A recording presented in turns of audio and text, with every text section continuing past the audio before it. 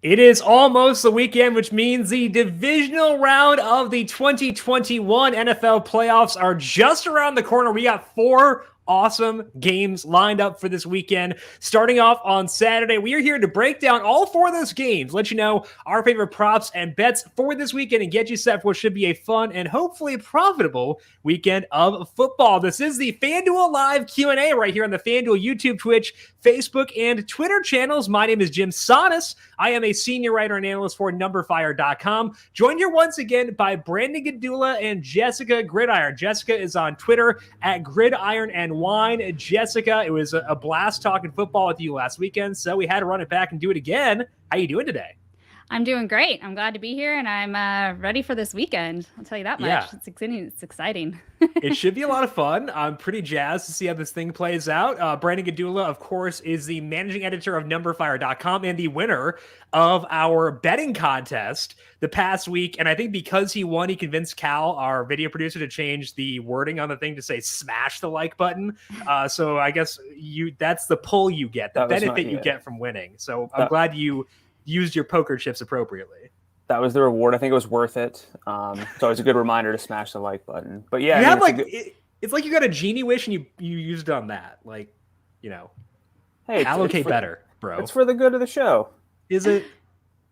I'd like to request that you gently hover over the like button, consider pressing it, maybe give it a little squeeze on that left mouse, and if you like what you see, press like over there as well. And of course, we'll be taking your questions as well throughout the show for today. So if you got questions around this wild card or the divisional round, feel free to put them over in the chat. DJ is asking about the Bengals to win the Super Bowl. Let's check out that here quickly before we dive into the games. Bengals are 15-1.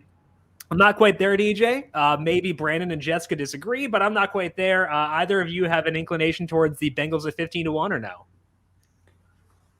Well, they're not. They got to win this week, which they're not going to do. So Wow. So we locking in +1 or -190 in the money line here, Brandon? Is that what we're doing? Hey, that's part of it.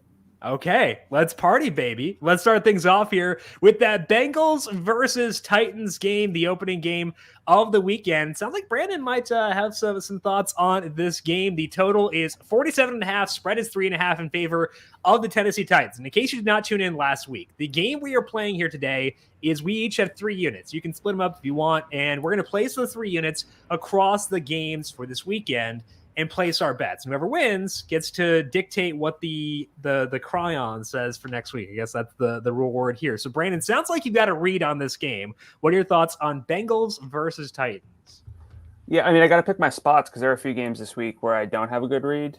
This one, I think I do. It's not going to be the spread, which I think is pretty efficient. I think that anytime we're dealing with the NFL playoffs, I think they're pretty efficient. So I feel a little bit better going with the money line here on the Titans, which is -190 on FanDuel Sportsbook, which is, pretty heavy. But if you go ahead over to the TD Square props as well, and you same game parlay that with, or I probably should have said go to same game parlay. But if you combine that with Derrick Henry, anytime touchdown scorer, -195, that gives you +120 for a pretty reasonable path to a Titans victory. Okay. You and I talked about this yesterday on the Heat Check as a DFS preview. There might be concerns with what Derrick Henry's ultimate workload is, but if he's playing, he's going to play inside the red zone. He's going to get his goal line touches. If the Titans win, he's going to score. So it's basically just kind of, hey, you want to bet the Titans money line? Probably just throw in Derrick Henry to score because it feels like a kind of a given. Okay, so +120 on that one for Brandon with the same game parlay between the Titans money line and the Derrick Henry anytime touchdown scorer. Jessica, what about you? What are your thoughts on Titans versus Bengals to kick things off on Saturday? Yeah, so with this game, I actually like the Bengals at +3.5. Let's do it. I yes. know, here we go. I got to disagree. Give me the dogs in this matchup. Love it. When it comes, you have Joe Burrow and company with this powerhouse offense, which should be able to take on this Titans defense, which I do think. I know that their offensive line is a little poo-poo, but, I feel like this is going to be a good matchup for them. They'll really see, this will be the ultimate matchup to really see, if they can go to the Super Bowl. I mean, We shall see. Yeah. The best part though is what they got to do is just rely on Joe Mixon and run and keeping the ball out of Tannehill's hands. So if they can do that and just continue to pound the rock, they should be good. And then if they start falling behind, they have Burrow's explosive arm to focus on. So that's why I like that side. Now, as a prop bet for our little game, I'm going to do a half a unit on a anytime touchdown for Ryan Tannehill at plus 300, just because he's sneaky and he likes to get in there in the red zone. So I feel like that's a good bet, and I'll lock that in for our game. All right, Tannehill plus 300 for an anytime touchdown. Former wide receiver, of course, Ryan Tannehill. It's the Antonio Gates play basketball of this game, so I had to get that one in. But Jessica, I feel like we are actually like the locking hands meme here, because you mentioned they can lean on Joe Mixon. And that lends itself well for my bet in this game, which is Joe Mixon's rushing plus receiving yardage prop. It's at 83.5 right now. And I want the over on that, because in the games where Mixon has played a full complement of snaps so far this year, he's up around 98 yards per game. And I agree with you, where I think the Bengals actually are in a pretty good spot in this game. I don't know if they'll win, because I agree with you, where I worry about that offensive line. That's the reason I didn't go with Bengals plus 3.5. That scared me away there. But I think they'll be able to move the football, should stay competitive here. And the key thing is Mixon does get involved in the passing game in these higher leverage games. There were times during the regular season where they would pedal back on that, use of Samaje Perine, more Chris Evans. I'm not thinking we'll see that here. So 83.5, the number on Joe Mixon. I like that quite a bit personally. Now, I did get a question here from Geek Hippie. I think talking some DFS here, talking about Nick Westbrook-Akina as a value wide receiver for the Titans. Now, for me personally, this actually does tie into a prop bet I like, do not have for our game on the show. That is Julio Jones over 47.5, his receiving yardage prop right now. I like that one.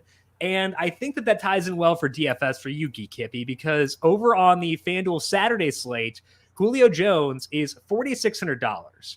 That is very low for a guy who had 9 targets back in week 18. 4 of those were deep. Is he going to unseat A.J. Brown? Absolutely not. A.J. Brown is stupid good. That's not going to happen. But $5,600. I think that because Julio's salary is that low, Geek Hippie, don't really need to go with Westbrook-Akina there, because I feel like you get the value via Julio. I think I would go there personally. Might not need a whole lot. You got Julio, Brandon Ayuk, you've got T. Higgins. So to me, I'm okay passing up Westbrook-Akina, because I have a lot of faith in Julio, which has never gone wrong, right? And T. Higgins and Brandon Ayuk. I don't think I'll have to get there. Brandon, your thoughts on Nick Westbrook-Akina and Julio Jones for this week? Yeah, I mean, you convinced me on Julio on the show yesterday. I mean, it's my fault if he flops. Yes. But, I mean, we're getting Derrick Henry back, and with Derrick Henry, A.J. Brown, Julio, Westbrook-Akina, it just kind of gets farther and farther down the pecking order, and really behind A.J. Brown, and to some degree now Julio. Everything is just sort of dispersed. So I don't really see the need, like you said. That being said, on a 2-game slate, I really think that you could justify it, because, again, all it takes is one is a little bit overused on a main slate, but right.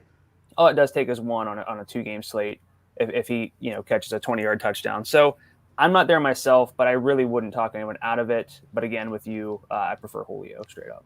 So if I like Julio in DFS and like the over on 47.5, he is guaranteed to catch a 46-yard pass in the first quarter and immediately exit. That is how things go when it comes to Julio Jones. Let's move now to the second game on the slate. That is the 49ers at the Packers. And sounds like Jimmy Garoppolo is good to go for this game. He was taken off the injury report on Thursday. No injury designation there. So despite the shoulder injury, despite the thumb, Jimmy G in the saddle for this week. So Jessica, let's start with you here for this game. What's your read here on 49ers versus Packers on Saturday night? Yes, I like the Niners in this one at +6. I'm not saying they're going to win. I feel like Green Bay is definitely going to win this game, but I feel like it's a lot closer than some people might think. The biggest reason is look at the Niners and their run game, okay? The Niners, they are 5th in rush DVOA, where Green Bay is ranked 28th in rush DVOA defensively. So this is what they need to do, what the Niners are great at. They need to just run the ball. And again, what it happens, just like I mentioned earlier, if you run the ball, keep the ball out of Aaron Rodgers' hands. So that's the best way that they're going to be able to stay in this game.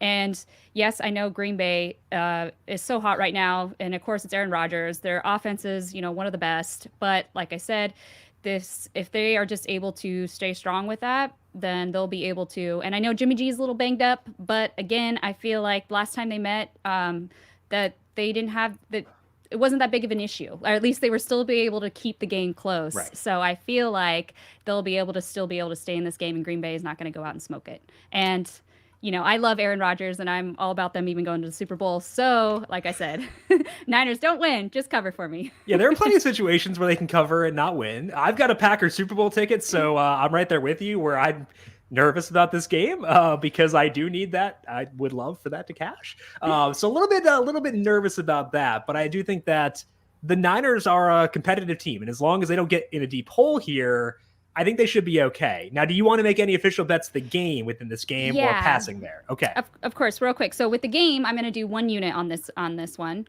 And then just quickly, I'd love to get your guys' opinion because I was going to go on this one, but it was a little too high for me. But I saw Deebo Samuel rushing yards over 38.5. Now, I know that's really 2 to 3 runs for him. He's hit that in 4 of his last 9 games. He's barely missed it 3 more times by less than 6 yards in each of those. So he really could be 7 out of 9 games. But I feel like if the number was around 34.5, I would totally hammer it. But I don't know. What do you guys think? Is there... I think Brandon might actually have something on Deebo here. So you might have transitioned that pretty well. Awesome. I'd love to hear your thoughts. Yeah, so it's not just the rushing, it's the total scrimmage yards. 93.5 on FanDuel Sportsbook, minus 114. That's my second unit for our game here. Gonna hit that over on that 93.5. It's really difficult. This is something that Jim and I do all the time, is really trying to hone in on like what's the team's most relevant sample. The 49ers have a few throughout the year with injuries. Brandon Ayuk coming on a little bit slow to start the season. Deebo having role changes. But if you look at week 15 on, whenever Deebo's target shares went back up after he was basically just a running back, his role's been really good. In those 5 games, he's averaged 7.2 carries, 6.2 targets for 122 yards per game. That's on a rushing yards over expected rate of just 3 yards per game. So he's not really even overperforming as a rusher. It's just that the volume's really strong. And his catch rate over expectation is actually a negative 3.8 points. So I think there's a lot of opportunity for Deebo to go over and hit 94 yards plus in a spot where they should lean on their best players, give Deebo some creative looks out of the backfield, rely on Eli Mitchell. It's a great call on the Packers' weakness defensively, or their designed weakness, just kind of not trying to stop the run. Yeah. But and Jim and I talk about this all the time. The Packers' pace offensively is really, really, really slow if you adjust for context. That could actually come back to bite them if the 49ers can control the clock offensively and the Packers don't pick up the pace. That's going to lead to fewer plays, and fewer plays on both sides leads to more volatility, which is going to help an underdog keep it close. So I do like the 49ers to keep it close as well. But Deebo to get to 94 plus is my second unit for the show. Okay, so Deebo over 93.5 for Brandon. Yeah, I think that if I were looking at these, I'd probably lean that way too versus the rushing prop, just because 38.5 is a big number, and it's like a mental block. Like the numbers you cited, Jessica, are correct, and I think that we saw last week in crunch time they leaned on him more. It wasn't like, oh, this is a gadget thing. No, when they needed yards, they went to Deebo, and that bodes well for this weekend. I just have a mental block, but I think that both of you highlighting him makes a lot of sense. So yeah, I think that is interesting for sure. Now we got a question here from Geek Hippie asking about if the weather will affect the passing game here. I don't think so, because the wind is 11 miles per hour. That is not high enough to raise red flags for me. I care around 15 is where I start to get a little uncomfy, or I guess more than a little bit uncomfy. It's 11 right now. Should be good to go. Last week we saw that the Bills Patriots game, very similar, where the wind was not very high. It was very cold, and the Bills shredded. I'd expect the Packers to be good here. Now, John, so this is not different John Kruk, spelled different, but anyway, Packers Niners over under and passing yards for Aaron. Now, John, I have an over-under for an Aaron in this game, but it's not the Aaron you were asking about. It's actually Aaron Jones. I like the over on his rushing plus receiving yardage prop at 77.5 because I think the Packers told us in Week 18 that they think Aaron Jones is their best back. When they sat him in Week 18, it was a no-leverage game for them. They kept A.J. Dillon in there for a pretty decent amount of time. That signaled to me that they felt as though Aaron Jones is the guy they wanted to conserve for the playoffs. So I look at that and I say, okay, that's kind of interesting. So you look at the games this year where Aaron Jones played at least half the snaps, which is a pretty low number. He averaged 88 yards in scrimmage per game. So getting him at 77.5 to me, I think that's a bit undervalued. So I'm going to go with that one. I'm going to go Aaron Jones over 77.5. And I think the key takeaway here is all three of us talking about like rushing in this game, which probably means we're not super jazzed about the over for the full game. Am I getting the right vibe from that, Jessica? Yes. I mean, at least for me, that's what I feel like. Yeah. But I mean, I don't know if I'd lay any money on it, but I feel like the under would probably be the smart way to go. Yeah, I initially liked the over, and then we had the injuries to Marquez Valdez-Scantling. We had the injury to David Bakhtiari. I don't think he'll go based on his practice schedule for this week. That's kind of a bummer.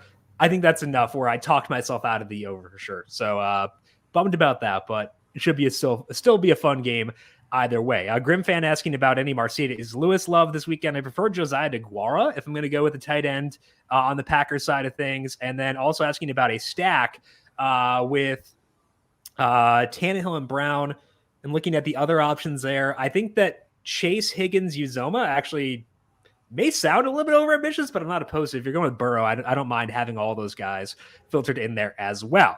Let's move now to the Sunday games and start things off with the Rams at the Buccaneers. Some bummer news earlier on today. Andrew Whitworth not going to play for the Rams. Tristan Wirfs, based on the videos that were sent out from practice, I don't think he's going to go. I think Ryan Jensen probably will for the Buccaneers, but either way, neither offensive line is at full health right now. And that stinks because this is a pretty fun game between the Rams and the Buccaneers on paper. I do still think the over is somewhat in play, but I worry about it more now than I would have had Whitworth played and had Wirfs been healthy. Brandon, what are your thoughts here? Rams versus Bucs on Sunday. So this is, out of the four games, I think the one I have the hardest time with because of the injuries, because the Rams kind of looked a little worse to end the season than they did last week, which is why I had the Cardinals plus 3.5, which was, over pretty quickly. I had plus 4. I tried to mark it as a loss in the first quarter. The Action Network app wouldn't let me mark it as a loss. I tried though. They wouldn't let me. Yeah. So, I'm a little bit low on the Rams, pretty high on the Bucs overall, but now the Bucs are, definitely not 100%. Not only their offensive line, but obviously, Chris Godwin, Antonio Brown. So that hurts. I do kind of have interest in Tom Brady's under on the passing yardage at 286.5. I have him projected for around 272, which would make him about 75% likely to stay under. So I think that at minus 114 is appealing. I would also be cool with Tyler Johnson under 31.5 receiving yards. How many targets would it take to get Tyler Johnson over 31.5? He had 30 on 3 targets last week. Ran a lot of routes, but that issue with Tom Brady might not get him a whole lot of targets this week. By that issue, you mean that glare that could have killed an army of people? So I'm having a hard time with this game. I kind of like the over, but I'm going to have a hard time betting it with all the not only the skill position players, but the offensive line, with the situation where it is. But those are the two things that caught my eye, the Brady and Tyler Johnson unders. All right. What about for you, Jessica? Where are you seeing value in this Rams-Bucs game? This is also one of my least favorite game I love as well. It was hard. It was really hard to even.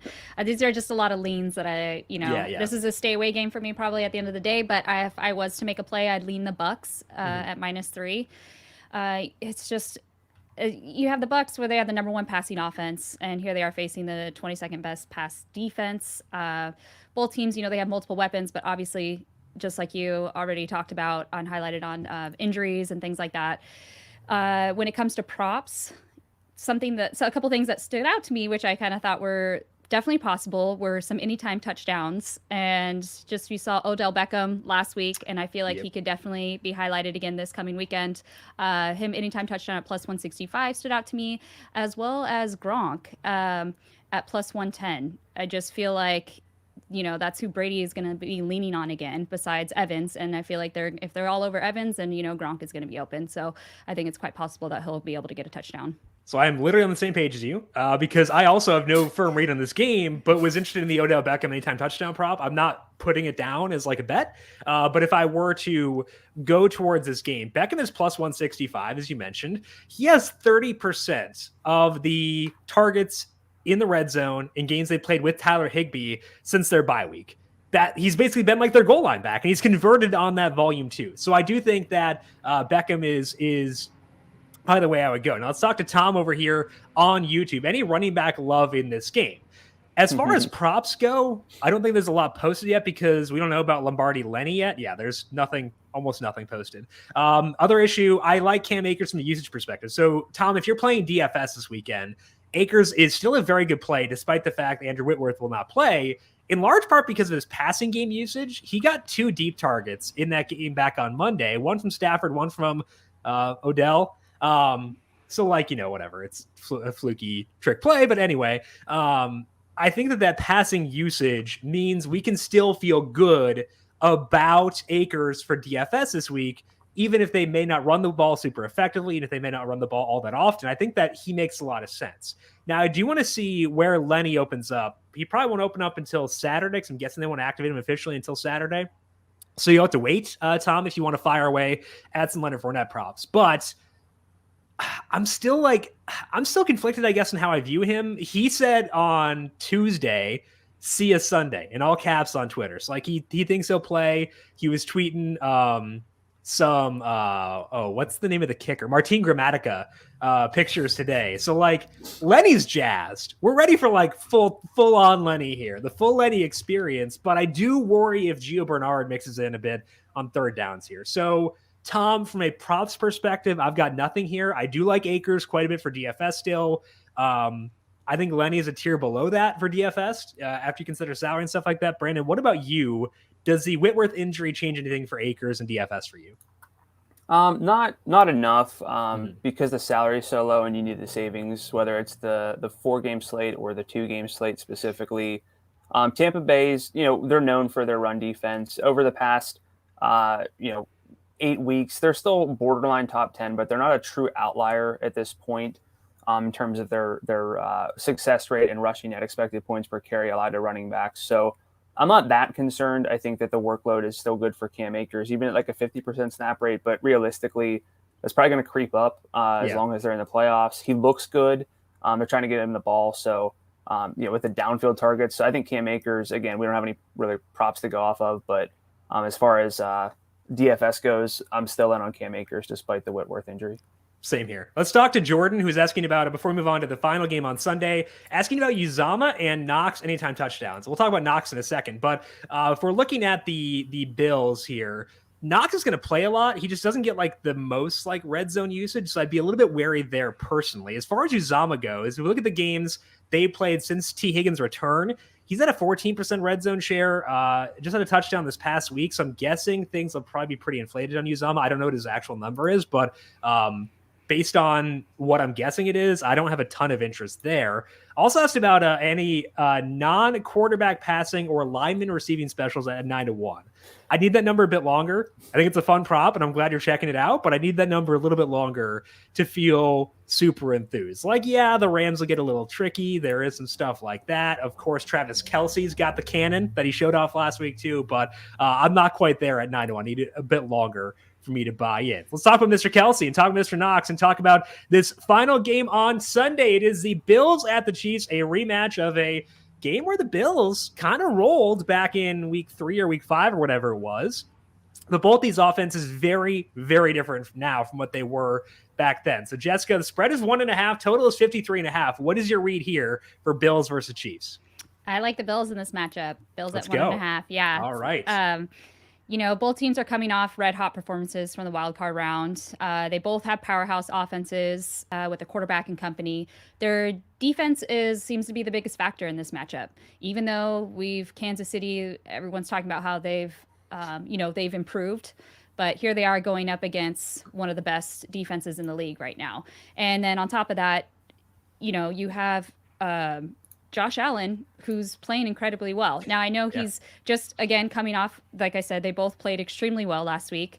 And I feel like this is the perfect matchup, though, where, you have Allen where he's 8th in passing yard. He's 7th in passing touchdowns. And I know that Mahomes is right up there with him, but he can use his legs. And again, they're the complete package. And when I look at the prop bets too, something that I really like is the receiving prop bet actually for Cole Beasley. He's over 29.5 receiving yards, and he's actually hit that in 11 of 18 games.